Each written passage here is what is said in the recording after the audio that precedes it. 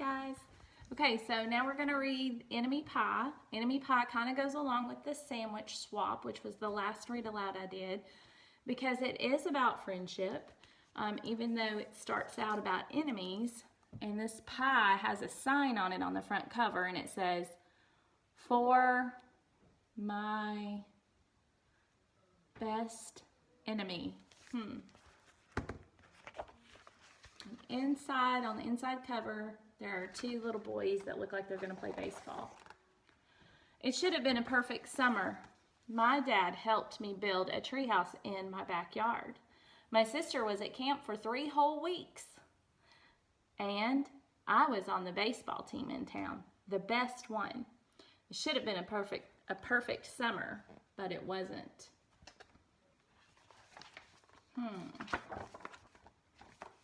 It was all good until Jeremy Ross moved into the neighborhood, right next door to my best friend Stanley. I did not like Jeremy Ross. He laughed at me. When he struck me out in a baseball game, he laughed at me. He had a party on his trampoline, and I wasn't invited, but my best friend Stanley was. Jeremy Ross was the one and only person on my enemy list. I never had an enemy list until he moved into the neighborhood. But as soon as he came along, I needed one. I hung it up at my treehouse, where Jeremy Ross was not allowed to go.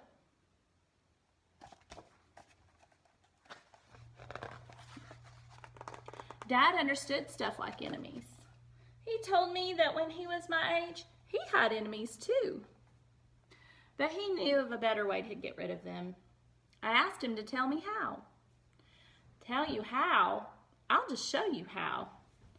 He pulled a really old recipe book off the kitchen shelf.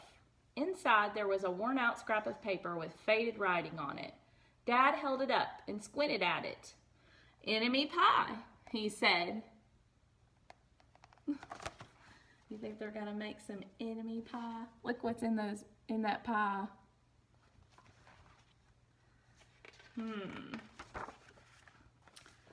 You may be wondering what exactly is enemy pie. I was wondering too. But Dad said the recipe was no secret. It says it was so secret he couldn't even tell me. I decided it must be magic. I begged him to tell me something, anything. "I will tell you this," he said. "Enemy pie is the fastest known way to get rid of your enemies."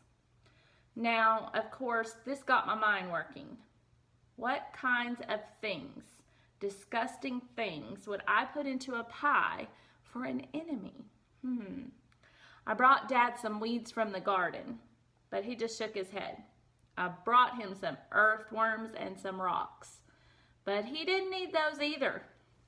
I gave him the gum I'd been chewing on all morning, and he just gave it right back to me.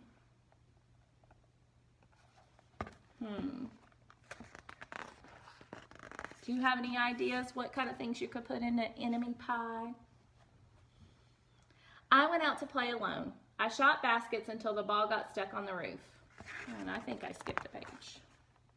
No. Okay, so they're making the pie. And now he goes out to play basketball. I went out to play alone. I shot baskets until the ball got stuck on the roof. I threw a boomerang that never came back to me. And all the while, I listened to the sounds of my dad chopping and stirring and blending the ingredients of enemy pie. This could be a great summer after all. Enemy pie was going to be awful. I tried to imagine how horrible it must smell, or worse yet, what it would look like. But when I was in the backyard looking for ladybugs, I smelled something really, really, really good. And as far as I could tell, it was coming from our kitchen. I was a bit confused. I went in to ask Dad what was wrong. Enemy pie shouldn't smell this good. But Dad was smart. If enemy pie smelled bad, your enemy would never eat it, he said. I could tell he'd made enemy pie before. The buzzer rang and Dad put on the oven mitts and pulled out the pie. It looked like plain old pie. It looked good enough to eat. I was catching on. But still, I wasn't really sure how this enemy pie worked. What exactly did it do to the enemy? Maybe it made their hair fall out, or their breath stinky. Maybe it made bullies cry. I asked Dad, but he was no help. He wouldn't tell me a thing. But while the pie cooled, he filled me in on my job.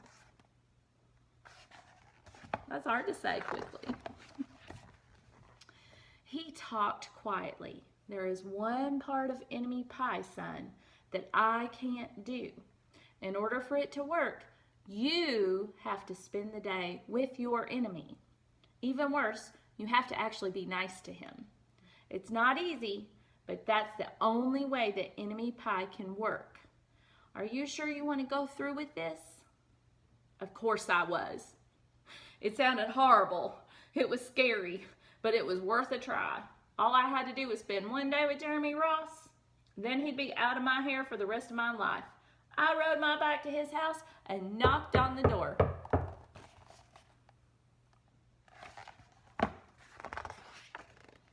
When Jeremy opened the door, he seemed surprised. He stood on the other side of the screen door and looked at me, waiting for me to say something. I was a bit nervous. Can you play? I asked. He looked confused. I'll go ask my mom, he said. He came back with his shoes in his hand. His mom walked around the corner to say hello. You boys stay out of trouble, she said, smiling. Do you think his mom and dad are his mom and his dad are in on this together? Let's see. We rode bikes for a while and played on the trampoline. Then we made some water balloons and threw them at the neighbor girls. But we missed. Jeremy's mom made us lunch. After lunch, we went over to my house. It was strange, but I was kind of having fun with my enemy. He almost seemed nice. But of course, I couldn't tell Dad that, since he had worked so hard to make this enemy pie. Jeremy Ross liked my basketball hoop. He said he wished he had a basketball hoop, but they didn't have room for one. I let him win a game, just to be nice. He's doing everything his dad told him to do. Jeremy Ross knew how to throw a boomerang too. He threw it and it came right back to him. I threw it and it went over my house and into the backyard. When we climbed over the fence to find it, the first thing Jeremy noticed was my tree house. Remember he put his sign, I don't know if it's still there or not.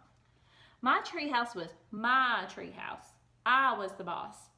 If my sister wanted in, I didn't have to let her. If my dad wanted in, I didn't have to let him. And if Jeremy Ross wanted in, can we go in it? He asked. I knew he was going to ask me that, but he was the top person, the only person on my enemy list. And enemies aren't allowed in my tree house. But he did teach me to throw a boomerang. And he did have me over for lunch. And he did let me play on his trampoline. He wasn't being a very good enemy. Okay, I said, but hold on. What do you think he's got to go do? Take that sign down? Probably so. I climbed up ahead of him and tore the enemy list right off the wall. I had a checkerboard and some cards in the treehouse, and we played games until my dad called us down for dinner. We pretended we didn't hear him, but when he came out to get us, we tried to hide from him, and somehow he still found us. It's a cute story. Dad made us macaroni and cheese for dinner. My favorite. It was Jeremy's favorite too. Maybe Jeremy Ross wasn't so bad after all. I was beginning to think that maybe we should just forget about that enemy pie. But sure enough, after dinner, Dad brought out the pie. I watched as he cut the pie into 8 thick slices. Dad, I said, it sure is nice having a new friend in the neighborhood. I was trying to get his attention and trying to tell him that Jeremy Ross was no longer my enemy. But Dad only smiled and nodded. I think he thought I was just pretending. He's trying to get his dad's attention without Jeremy Ross noticing. Dad dished up 3 plates side by side with big pieces of pie and giant scoops of ice cream. He passed one to me and one to Jeremy. Wow, Jeremy said, looking at the pie. My dad never makes pies like this. It was at this point that I panicked. I didn't want Jeremy to eat the enemy pie. He was my friend. I couldn't let him eat it. Jeremy, don't eat it. Don't eat it. It's bad pie. I think it's poisonous or something. Jeremy's fork stopped just before reaching his mouth. He crumpled his eyebrows and looked at me kind of funny. I felt relieved. I had saved his life. I was a hero.